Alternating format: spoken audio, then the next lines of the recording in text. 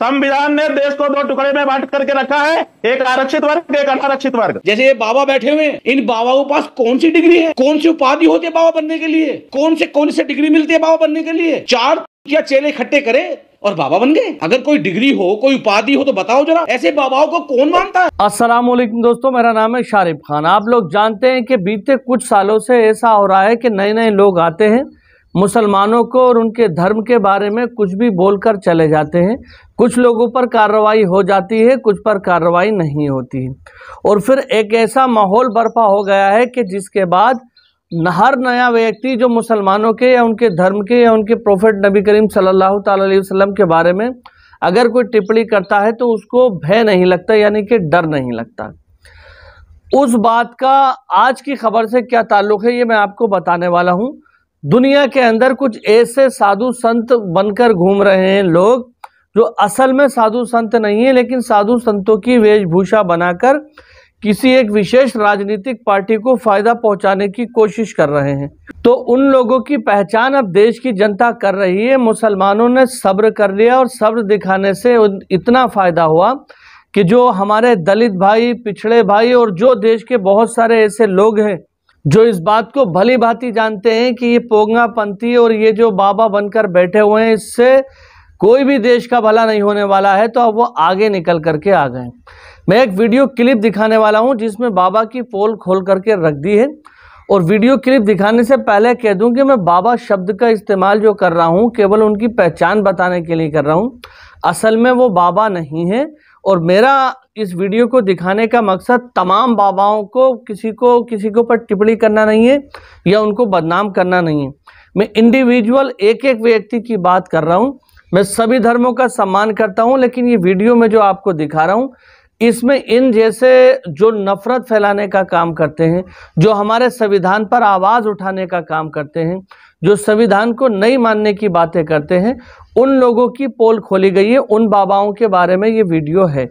तो देरी नहीं करते हुए ये वीडियो क्लिप शुरू करते हैं। मैं सभी धर्मों का सम्मान करता हूँ और सारे धर्म मेरे लिए सम्मान्य है। ये वीडियो देखिए आप। संविधान ने देश को दो टुकड़े में बांट करके रखा है, एक आरक्षित वर्ग, एक अनारक्षित वर्ग। जैसे ये बाबा बैठे हुए हैं, इन बाबाओं के पास कौन सी डिग्री है, कौन सी उपाधि होती है बाबा बनने के लिए, कौन से डिग्री मिलती है बाबा बनने के लिए? 4 या चेले इकट्ठे करे और बाबा बन गए। अगर कोई डिग्री हो, कोई उपाधि हो तो बताओ जरा, ऐसे बाबाओं को कौन मानता है? हमारे देश में एक जमात है, भीड़ का हिस्सा बनकर के इन बाबाओं को पूजने का काम करती है। जो ये महामंडलेश्वर हैं, तो ये इंडिया को छोड़ करके कौन सी उपाधि है? मुझे अमेरिका बता दो, फ्रांस बता दो, जापान बता दो, चाइना बता दो, इंग्लैंड बता दो। कौन पूज रहा है ना, कौन मान रहा है इंडिया के अलावा? और इंडिया में सिर्फ मुट्ठी भर लोग जो धर्म की आड़ में महिलाओं का या जो आज शोषित पीड़ित वंचित लोग हैं जो संविधान के दम पर अपनी आवाज उठाते हैं, उनको रोकने के लिए इन बाबाओं चक्कर में आ गए। जगत कहां के गुरु, कौन मान रहा है ना? कौन सी इनकी उपाधि है, कौन सी डिग्री है, कौन से इनके पास पीएचडी होल्ड इन्होंने कर रखे, कौन से स्कूल से इन्हें उपाधि मिली? आप या खुद ही कहने लगे कि हम डिग्री लेकर बैठे हैं। और उन्होंने एक बात कही कि बाबा साहब को संस्कृत का ज्ञान नहीं है, उन्हें संस्कृत नहीं आती थी।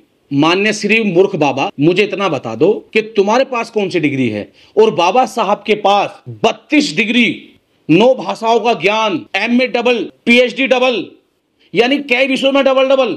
और बाबा साहब के अगर योगदान की बात करें तो सिर्फ संविधान नहीं, तमाम ऐसे बाखड़ा नाखड़ा बांध में अपना योगदान दिया, RBI में अपना योगदान दिया, तमाम ऐसी हजारों संस्थाएं हैं जिनसे आज देश की स्थिति मजबूत होती है, उनमें बाबा साहब का योगदान है। तो ये ऐसे बाबा साहब भीमराव अम्बेडकर तो हिरसी नहीं कर सकते, उनके चरणों की धूल भी नहीं है। Hindu code bill, Hindu code bill लाकर के बाबा साहब ने इस देश की महिलाओं को विशेष अधिकार दिए। और जो लोग कहते हैं कि बाबा साहब ने हिंदू के लिए क्या किया, हिंदू कोड बिल जब आया तो बाबा साहब को इस्तीफा देना पड़ गया। कुछ लोग नहीं चाहते थे ऐसी बाबा जैसे ढोंगी, जो जिनकी विचारधारा ऐसे बाबाओं से मिलती है, ऐसे ढोंगी बाबाओं के जो चेले हैं, वो नहीं चाहते थे कि महिलाओं को बराबरी का अधिकार मिले, हर वर्ग की महिलाओं को बराबरी का अधिकार मिले, सिर्फ एक समुदाय एक समाज की महिलाओं को नहीं, पूरे समाज की महिलाओं को अधिकार मिले।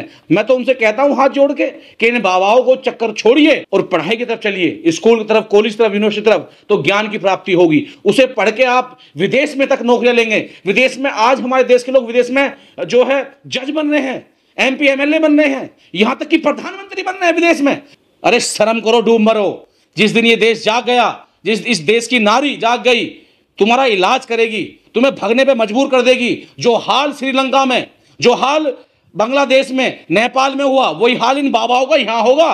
और जो नेता इनकी सपोर्ट कर रहे हैं उन लोगों का यह हाल होगा। पूज्य बाबा साहब इस देश के आइकॉन हैं, उन्होंने संविधान लिखा, उन्होंने राम की जन्मभूमि को अपने संविधान से मान्य कोर्ट के माध्यम से न्याय देना काम किया। तो मैं तो उस ग्रंथ को, उस महापुरुष को मानूंगा जो राम तक को भी स्थापित करने के लिए माने सुप्रीम कोर्ट के दरवाजे पे जाना पड़े। मनुस्मृति को ये कहे कि मनुस्मृति देश का सबसे पहला और संवैधानिक ग्रंथ है, तो उस मनुस्मृति में जहां इनका मन करे कोई सी भी चौपाई उठा करके देख ले, जहां देश की सबसे बड़ी आबादी और विशेष रूप से इस देश की महिलाओं को अपमानित किया गया हो, वो सबसे अच्छा संविधान कैसे हो सकता है। उस मनुस्मृति में मैंने बार बार कहा है, महिलाओं के लिए कठोर से कठोर नियम लिखे गए हैं। महिला आजादी से जी नहीं सकती, महिला पढ़ नहीं सकती, महिला अपने अधिकारों के लिए न्यायालय कोर्ट में नहीं जा सकती। यह मनुस्मृति में लिखा हुआ है।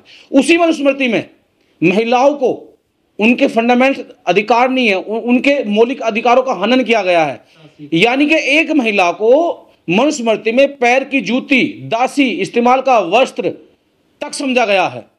महिलाओं को ना पढ़ने का अधिकार है, ना लिखने का अधिकार है, ना जज बनने का अधिकार है, ना डॉक्टर बनने का अधिकार है, ना पीसीएस बनने का अधिकार है।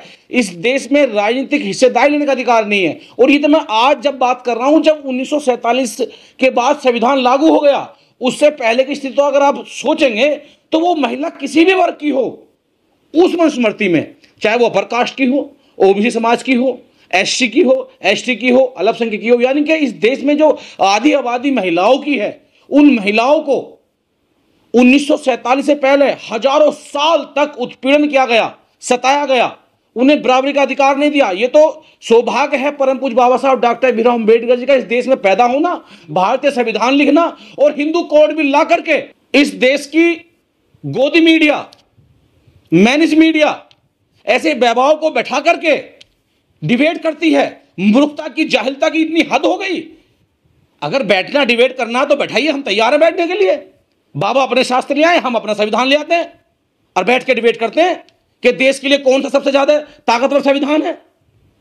ये बहुत सारे बाबा इकट्ठे हो गए हैं, ये इस देश को पीछे ले जाना चाहते हैं, इस देश की आर्थिक व्यवस्था को नुकसान करना चाहते हैं। जब भी इस देश में महिलाओं की, युवाओं की, रोजगार की, स्वास्थ्य की, देश को आगे बढ़ाने की बात हुई तो सरकार ने समय समय पर ऐसे बाबा इकट्ठे करे और धर्म का चोला पहना करके धर्म का स्लो भोजन देने का काम किया। बात होगी महिलाओं के सम्मान की तो ये उठाकर ले आएंगे बाबा, बात होगी युवाओं के रोजगार की तो उठा के ले आएंगे पाकिस्तान, बात होगी स्वास्थ्य की, सम्मान की तो ये कोई सा युद्ध छेड़कर बैठ जाएंगे।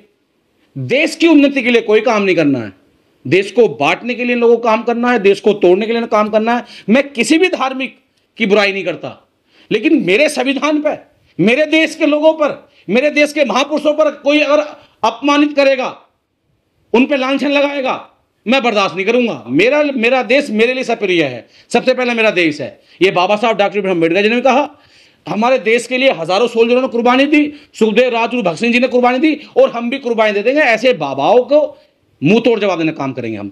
ये तो बाबा ये भी कह रहे कि संविधान बाबा साहब ने बनाया ही नहीं, वो निर्माता नहीं है। सैकड़ों लोग थे, उसे पता भी नहीं कि कितने लोग थे टोक्यो संविधान सभा में। जब संविधान लिख रहे थे बाबा साहब, तो ऐसे बाबा पता नहीं कहां थे। तुम नहीं मानते तो विदेश जाकर पढ़ लो और कहीं देख लो। परम पूज्य बाबा साहब ने 2 साल 11 महीने 18 दिन में संविधान बनाकर तैयार किया था। बता दो तो किसने लिखा है संविधान, कौन है लिखने वाला?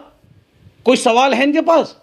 ये तो मीडिया का एक एजेंडा तैयार किया जा रहा है, मूर्खों को बैठा करके, अनपढ़ लोगों को बैठा करके डिबेट की जाती है। कोई पढ़ा लिखा व्यक्ति बैठा कर एक बार डिबेट करें तो हम बताएं कि बाबा साहब ने क्या लिखा संविधान में। उन्होंने वेद लिखे हैं, ग्रंथ लिखे हैं। कौन से वेद, कौन से ग्रंथ?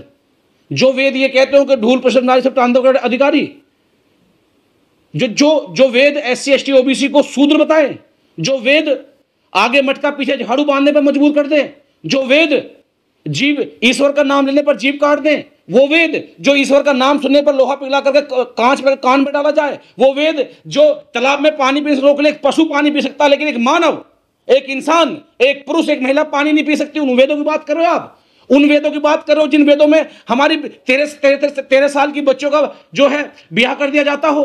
उन वेदों की बात कर रहे हो आप जहां पर मानव को बांट दिया जाता हो। जब प्रकृति पूरी दुनिया में कोई भेदभाव नहीं करती, तो इनके वेद भेदभाव करते हैं, उन वेदों को कैसे मान लें? ये तो शुक्र है, हम पूरे भारतवासियों को नमन करना चाहिए बाबा साहब को। अगर बाबा साहब इस देश में पैदा ना होते तो करोड़ों वंचित पीड़ित लोगों को न्याय ना मिलता। आज जहां ईश्वर को बाबा साहब के संविधान से, सुप्रीम कोर्ट से न्याय मिल रहा हो, तो इनके वेद क्या करेंगे? और किन वेदों की बात कर रहे हो? मैं एक वेद की बात कर रहा हूं, कानपुर के जो है लले यादव थे, उन्होंने तो रामायण को झूठ साबित कर दिया हाई कोर्ट इलाहाबाद में। किस वेद की बात कर रहे हो? वो वेद जो सिर्फ एक मुट्ठी भर लोगों को अधिकार देते हो, वो वेद जो मानव में भेदभाव कर करके जो है धन संपत्ति रखने का अधिकार न देते हो, जो महिलाओं का चीरहरण करके बाल खींच करके नंगा नाच करवाते हो, उन वेदों की बात करते हो आप। मैंने वो डिबेट देखी है, कहा कि गृह युद्ध की स्थिति पैदा होगी। क्या कर रही है आईबी? क्या कर रही है सीबीआई? क्या कर रही है स्टेट की गवर्नमेंट? क्या कर रही है स्टेट की पुलिस, जो मौन बने बैठे हैं? ऐसे बाबा पे तो एनएस से देश छुड़वा के जेल में डालना चाहिए, जो जीते जी इंडिया के चारों तरफ कई देशों में अंदर गृह युद्ध हो गया और ये लोग भड़काने की कोशिश कर रहे हैं, मानव को लड़ाने की कोशिश कर रहे हैं। और माननीय प्रधानमंत्री जी आंख में पट्टी बांध करके, गृह मंत्री जी आंख में पट्टी बांध कर देख रहे हैं, बढ़ावा दे रहे हैं। अगर कोई एक आदमी अपने अधिकारों के लिए बात कर दे, एक पार्लियामेंट के सामने प्रदर्शन कर दे, तो ये जेल भेजना काम करते हैं। और ऐसे बाबा जो नारी शक्ति को अपमानित करने का काम कर रहे हैं, उन बाबाओं को सुरक्षा दे रखी है। अरे नेताओं को शर्म आनी चाहिए इस देश में। इन्होंने पहले बयान दिया था कि जो राम को ना बचे वो चारों वर्ण चमार हैं, जाति को निशाना बनाया था आपसे पहले इन्होंने। हाँ, नाम जो राम को ना भजे वो चमार है। मैं धन्यवाद करता हूं, चलो कम से कम एक शब्द तो निकला इनसे, चमार वंश। धन्यवाद। हम तो बाबा साहब को जपेंगे। मैंने नहीं देखा राम को, मैंने तो बाबा साहब को देखा है, जिन्होंने मेरी बहन को सम्मान दिया, मेरी माँ को सम्मान दिया, मुझे सम्मान दिया। एक राम आस्था का विषय हो सकते हैं। वो दशरथ के बेटे थे, बधाई है वो रहे। आंखें खोलो, ये 150 करोड़ की आवाम, आंखें खोलो। ये क्या हो रहा है तुम्हारे साथ? तुम्हें समझना पड़ेगा, जानना पड़ेगा कितना उत्पीड़न तुम्हारे साथ किया जा रहा है। तो मेरा मकसद किसी बाबाओं को अब सब कहना नहीं है, लेकिन अगर कोई हमारे महापुरुष पे, कोई सुखदेव, राजगुरु भगत सिंह, लाला लाजपत राय, बाबा साहब या हजारों वो महापुरुष जो ज्योतिराव फूले, बिरसा मुंडा, नारायण गुरु, छत्रपति साहू जी महाराज, इन पे कोई राममनोहर लोहिया जी, जेपी नारायण, अगर इन पे इनकी विचारधारा पे कोई हमला करेगा तो हम बर्दाश्त नहीं करेंगे। ईंट का जवाब पत्थर से देंगे। जैसे ये डिबेट कर रहे हैं, हम भी तैयार हैं, और अगर ये हम पे हमला करेंगे तो हमले से दिया जाएगा। तो दोस्तों, अभी जो आपने वीडियो देखी, इस वीडियो के अंदर ये जो कुछ बता रहे हैं उससे आप सहमत हैं या असहमत हैं, ये बताना जरूर। और इसी के साथ साथ मैं आपको बता दूं कि डॉक्टर भीमराव अंबेडकर के बारे में जो कुछ बातें कही गई हैं वो बातें सरासर गलत हैं। डॉक्टर भीमराव अंबेडकर ने देश को संविधान दिया और उसी संविधान की बदौलत चाहे मुस्लिम समाज हो, हिंदू समाज हो, पिछड़ा समाज हो, कोई भी हो, वो अपने हक से, अपने हक की दावेदारी करता है सिर्फ और सिर्फ संविधान की वजह से। तो संविधान के ऊपर अगर कोई उंगली उठाता है तो हम समझते हैं कि उसको सीधे तौर पर जेल में डाल देना चाहिए, अगर कोई संविधान के ऊपर उंगली उठाता है। अगर आप लोग संविधान को फॉलो करने वाले लोग हैं, आप लोग ये चाहते हैं कि देश के अंदर ऐसी पोंगापंथी बंद हो, ऐसे बाबा और पंडित का भेष बनाए हुए जो लोग बैठे हैं, जो नफरतें फैलाने का काम करते हैं, उनको जेलों के अंदर डालना चाहिए और सरकार को इस पर सख्त एक्शन लेना चाहिए। लेकिन आप लोग जानते हैं कि कई सारे ऐसे बाबा हैं, ये एक अकेले नहीं हैं, जो लगातार किसी एक विशेष राजनीतिक पार्टी को सपोर्ट करने के लिए या उनको आगे बढ़ाने के लिए ऐसे जुमले बोलते हैं जिससे देश का माहौल बंटवारे का हो जाए, यानी कि कुछ लोग खुले तौर पर उस साइड में जाकर खड़े हो जाएं और कुछ लोग इस साइड में हो जाएं। मैं आपको बता दूं कि बंटवारे की राजनीति देश को कमज़ोर करती है और ऐसी राजनीति को तुरंत प्रभाव से बंद करना पड़ेगा। अगर आप मेरी बात से सहमत हैं तो कमेंट में बताएं। और पोंगापंथी और जितनी भी ये अंधविश्वास की चीज़ें हमारे देश के अंदर होती हैं, इनको तुरंत प्रभाव से बंद करना चाहिए, साइंटिफिक टेम्पर को आगे बढ़ाना चाहिए। दोस्तों, अगर आप हमारे चैनल पर पहली बार आए हैं तो चैनल को सब्सक्राइब करके बेल आइकन पर ऑल का बटन जरूर सेलेक्ट करें। मिलेंगे अगली वीडियो में, तब तक के लिए खुदा हाफिज, जय हिंद, जय भारत।